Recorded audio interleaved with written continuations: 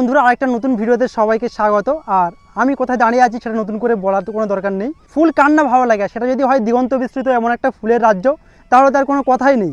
আর আমি দাঁড়িয়ে আছি সেই ফুলের রাজ্য খিরায়ে। এই খিরায়ে আজ সম্পূর্ণ আমি এক্সপ্লোর করে দেখাবো। আর এই যে জায়গাটা এখন আমি প্রেজেন্টে দাঁড়িয়ে রয়েছি, খিরায়ে ঘুরতে এলেও এই জায়গাটায় কিন্তু তেমন কেউ আসে না। এই জায়গাটাও কোথায় আছে সেটাও আমি এই ভিডিওতে দেখাবো।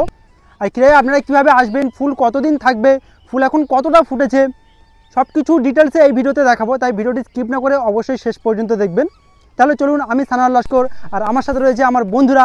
চলুন আজ আমাদের সাথে ঘুরে দেখুন খিরাই ফুলের উপত্যকা। ফুল কতদিন থাকবে ভাই? এখানে কোনো ফুলই নেই, ডাইরেক্ট বাগান থেকে তুলে দেওয়া হচ্ছে। তোমাকে আমি দিয়ে দিলাম 50 টাকার জিনিস। আপনাদের সবার কেমন লাগছে? Welcome to Khirai. দীর্ঘ 70 কিলোমিটার জার্নি করার পরে আমরা নেমে পড়েছি খিরাই রেলওয়ে স্টেশন। চলুন প্রথম থেকে শুরু করা যাক, আমরা খিরাইয়ে কীভাবে এলাম। শুভ সকাল, আরেকটা নতুন ভিডিওতে সবাইকে স্বাগত। আর আমরা এখন দাঁড়িয়ে আছি হাওড়া স্টেশন, আর আমার পিছনে রয়েছে খড়গপুর লোকাল। আমরা খড়গপুর লোকালে এখান থেকে এখন যাব খিরাই পর্যন্ত। তা খিরাই পর্যন্ত যেতে গেলে আপনারা বালিচক লোকাল, খড়গপুর লোকাল অথবা মিদনাপুর লোকাল ধরতে পারেন। আর খিরাই আজ আমরা এমনভাবে আপনাদেরকে দেখাবো, এর আগে খুব কমজন এরকমভাবে দেখিয়েছে। তাই আপনারা যদি খিরাই আসছেন তাহলে অবশ্যই ভিডিওটি স্কিপ না করে শেষ পর্যন্ত দেখবেন। আমাদের ট্রেন ছেড়ে দিল, আর হাওড়া থেকে খিরাই পর্যন্ত যেতে কোন ট্রেন কটার সময় ছাড়বে তার টাইমিং ভিডিওর ডেসক্রিপশন বক্সে দিয়ে দিলাম। হাওড়া থেকে প্রায় 45 কিলোমিটার পরে আমরা এখন চলে গেছি বাগনান। আর এই বাগনানের সঙ্গে আমার কিশোর বয়সের প্রচুর স্মৃতি জড়িত রয়েছে, কারণ আমি হোস্টেলে পড়তাম এক সময় এখানে। তাই বাগনানের সঙ্গে একটা ইমোশনালভাবে জড়িয়ে রয়েছি, তাই স্টেশনে নামলাম।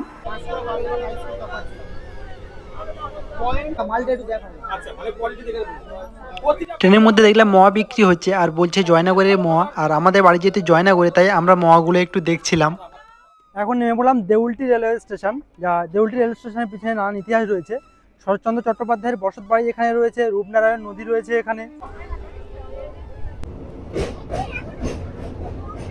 এখন আমরা পাঁশকুড়া স্টেশন পার হচ্ছি, আর পাঁশকুড়া স্টেশনের পরের স্টেশন হলো খিরাই। আপনারা চাইলে পাঁশকুড়া স্টেশনেও নামতে পারেন। পাঁশকুড়া স্টেশন থেকেও খিরাই যাওয়ার টোটো পাওয়া যায়। খড়গপুর, মিদনাপুর এবং বালিচক লোকাল ধরলে আপনারা ডাইরেক্ট খিরাই স্টেশনে এসে নামতে পারবেন। এছাড়াও যদি পাঁশকুড়া লোকাল ধরেন তাহলে পাঁশকুড়া স্টেশনে এসে নামতে পারবেন। এই দেখতে পাচ্ছেন কংসাবতী নদী, আর তার পাশ থেকে শুরু হচ্ছে খিরাইয়ের বিস্তীর্ণ ফুলের উপত্যকা। ট্রেন থেকে দেখা যাচ্ছে। আর আমরা এখন খিরাই স্টেশনে নেমে আবার ব্যাকে হেঁটে এসে এখানটায় আসবো। Welcome to Khirai. দীর্ঘ 70 কিলোমিটার জার্নি করার পরে আমরা নেমে পড়েছি খিরাই রেলওয়ে স্টেশন। ট্রেন দাঁড়িয়েছে আর দেখতে পাচ্ছেন কত লোক সবাই যাচ্ছে খিরাইয়ে। খিরাই এলে আপনাদেরকে এই প্ল্যাটফর্মে নামাবে। এদিক থেকে আমরা এসেছি, এটা হচ্ছে হাওড়ার দিক, এদিক থেকে এসেছি। আর এখান থেকে এদিক থেকে হেঁটে যেতে হবে। এর নিচে থেকে যে রাস্তাটা নেমে গিয়েছে, এখান থেকে হেঁটে যেতে হবে। চলুন দেখাচ্ছি।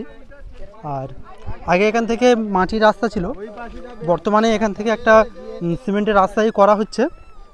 তা সেটা এখন এটা ওপেন করা হয়নি, এটা নতুন করে করা হয়েছে। আপনারা যদি এক সপ্তাহ পরে আসেন হয়তো এটা দিয়ে নামতে পারবেন। বর্তমানে একজন সিঁড়ি তৈরি করে দিয়েছে রিসেন্ট করে। প্রবেশ করার সাথে সাথে এখান থেকে দোকান শুরু হচ্ছে। আর ঠিক সামনেই এই জায়গাটায় বিভিন্ন এখান থেকে আপনারা গাড়িগুলো ধরতে পারেন। 20 টাকা করে ভাড়া। আপনারা হেঁটেও যেতে পারেন। 1 থেকে 1.5 কিলোমিটার রাস্তা, হেঁটে 15 থেকে 20 মিনিট সময় লাগবে। তো দেখতে পাচ্ছেন ম্যাক্সিমাম টুরিস্টরা সব হেঁটেই আসছে। হেঁটে বেশিক্ষণ লাগে না, কিন্তু একটা সমস্যা হচ্ছে রাস্তাটায় প্রচুর ধুলো রয়েছে, এটাই একটা মেন সমস্যা। তা আমরা ঠিক করছি যাওয়ার সময় আমরা হেঁটে যাব, এই চারিদিকে পরিবেশটা উপভোগ করতে করতে। আর আসার সময় আমরা গাড়িতে করে চলে আসব। আমরা এখন এই যে মেঠো রাস্তা দিয়ে হেঁটে যাচ্ছি, এই রাস্তা কিন্তু অন্যান্য সময় এরকম থাকে না। যখন চাষবাস চলে তখন এই রাস্তাগুলো একদম জঙ্গল অবস্থায় থাকে। তারপর যখন এই খিরাইয়ের মেলার সিজন আসে তখন এই সম্পূর্ণ রাস্তাটা পরিষ্কার করা হয়। এখানে জঙ্গল সাফ করা হয় গাড়িগুলো যাওয়ার জন্য এবং ট্যুরিস্টদের যাওয়ার জন্য। আমরা একদম খিরাইয়ের কাছাকাছি চলে এসেছি। আপনারা যদি গাড়িতে করে আসেন, গাড়িগুলো এখানে, এই হচ্ছে গাড়ি স্ট্যান্ড, এখানে এসে গাড়িগুলো দাঁড়ায়। আর এই যে উঁচুটা দেখতে পাচ্ছেন, এটার ওপারে খিরাইয়ের ভ্যালি শুরু হচ্ছে। Welcome to Khirai. দেখতে পাচ্ছেন ফুল কম, দোকান বেশি দেখা যাচ্ছে আপাতত। মাঠের ভিতরে গিয়ে দেখবো কেমন কি পরিস্থিতি। আর দেখতে পাচ্ছেন এদিক থেকে ট্রেন যাচ্ছে। এই যে খিরায় এত লোক আসছে, তোমার কি মনে হয় এত লোক আসে কি খিরায় উচিত? আমার তো মনে হয় এখানে কোনো ফুলই নেই ভাই। জাস্ট শুধু নামে একটা নাম হয়েছে, সবাই বলে চ দেখে আসি চ, বাকি কিচ্ছু নয়। এর থেকে ফুল আসে। আমি এখান থেকে তুমি একটু আগে চলে যাও, ওটা চন্দ্রমল্লিকার বাগানটা। চন্দ্র বাগান না, আরো একটা জায়গা রয়েছে আমাদের, জানাবার বলে জায়গা রয়েছে। ওই জানাবার থেকে একটু আগে চলে যাবি, ওখানে অনেক সুন্দর সুন্দর ভালো ফুল রয়েছে, ভালো ভালো ফুল আছে, বুঝতে পারছিস? ওখানে সুন্দর সুন্দর জায়গা। আমি সবাইকে বলি যারা দেখছো বা টিভি থেকে যদি দেখে আপনারা যারা দেখবেন অবশ্যই ফুল আছে পাঁশকুড়ায়, এসে সময় নিয়ে আসুন, নিজেরা গাড়ি ভাড়া করে আসুন, তাহলে বিভিন্ন ফুল দেখতে পাবেন। এই জায়গায় অতটা ফুল নেই। ওকে, থ্যাংক ইউ। মেলার মধ্যে প্রবেশ করেই এরকম দুদিকে দেখতে পাবেন বিভিন্ন খাবার দোকান, এখানে বিরিয়ানি থেকে শুরু করে ভাত সব রকমের খাবার পেয়ে যাবেন। আপনারা এখান থেকে লাঞ্চ করে নিতে পারেন। আমরা এখন ধীরে ধীরে ফুলের বাগানের মধ্যে প্রবেশ করছি। আর খিরাইয়ের ফুলের বাগান বা ফুলের মেলার মধ্যে প্রবেশ করার জন্য কোনো রকম প্রবেশ মূল্য দিতে হয় না। এখান থেকে যখন হেঁটে যাবেন কিন্তু সাবধানে যেতে হবে। দেখতে পাচ্ছেন রাস্তা বেশ সংকীর্ণ রাস্তা। ভিতরে প্রবেশ করে এবং বিভিন্ন জায়গায় জায়গায় এরকম ছোটো ছোটো ফুলের স্টল দেখতে পাবেন। এখান থেকে আপনারা ফুল কিনতে পারেন। এই হেয়ারবেলগুলো কত করে? 30 টাকা করে। খিরাই এলে প্রত্যেকটা মেয়ের মাথায় দেখতে পাবেন এরকম হেয়ারবেল।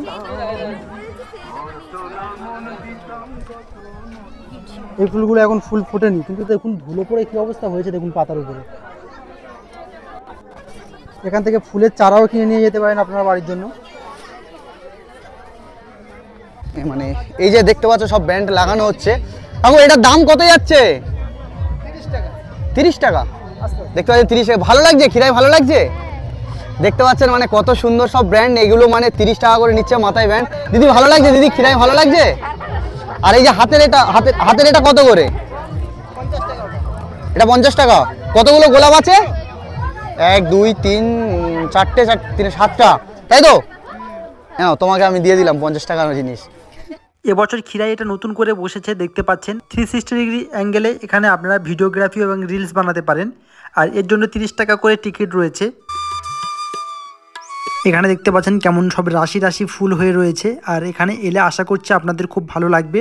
এছাড়াও এর আশেপাশে কোন জায়গাগুলো আরও ভালো ভালো ফুল রয়েছে সেগুলো আমরা দেখাবো। আর এখান থেকে দূরে যে রেল লাইন রয়েছে ওখান থেকে যখন ট্রেনগুলো যায় তখন দেখতে বেশ সুন্দর লাগে।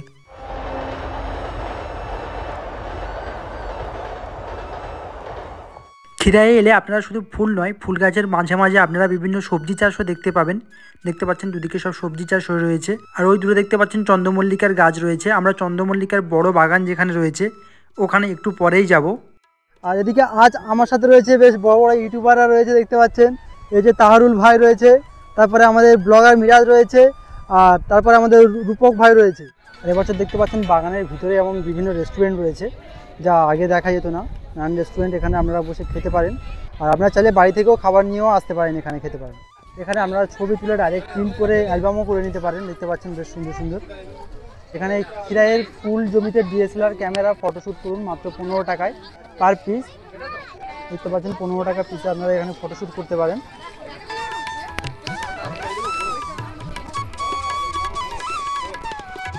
এগুলো দেখতে পাচ্ছেন, এগুলো হচ্ছে মোরগজোটা ফুল, আবার কেউ কেউ দোপাটি ফুলও বলছে। আমি জানি না কী নাম অ্যাকচুয়ালি, আমি তো মোরগজোটা ফুল নামেই জানতাম। কী নাম যদি আপনাদের জানা থাকে কমেন্ট করে অবশ্যই জানাবেন।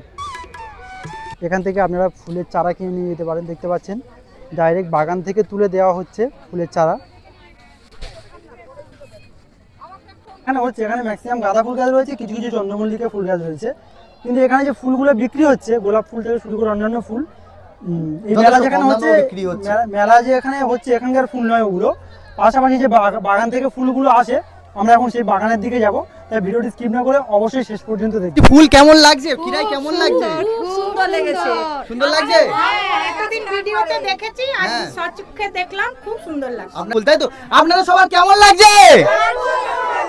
ভালো লাগছে তো? একটা গাছ তৈরি করে সেখান থেকে ফুল সংগ্রহ করা পর্যন্ত চাষিদের যথেষ্ট কষ্ট করতে হয়।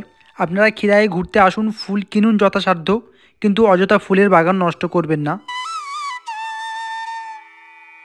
গোধূলি বেলার সূর্যের লাল আলোক আভা আছড়ে পড়ছে, আর চাষি তার আপন মসজিদে ফুল তুলতে ব্যস্ত।